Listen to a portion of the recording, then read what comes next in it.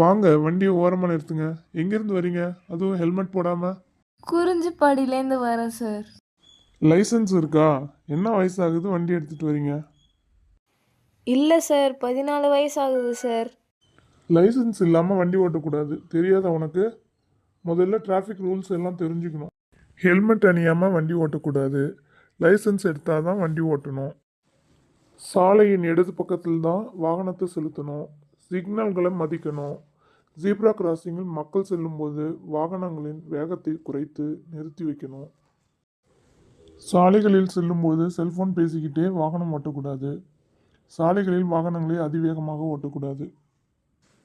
சாலை விதிகளை மதிக்க தவறினால் அபாயகரமான விளைவுகளும் அபராதத்தையும் ஏற்படுத்தும். Thanks sir. இனிமேல் நீங்கள் சொன்ன டிராஃபிக் ரூல்ஸ் எல்லாம் ஃபாலோ பண்ணுறேன் சார். சாலை விதிகளை மதிப்போம், விபத்துகளை விபத்துகளை தவிர்ப்போம். தவிர்ப்போம்.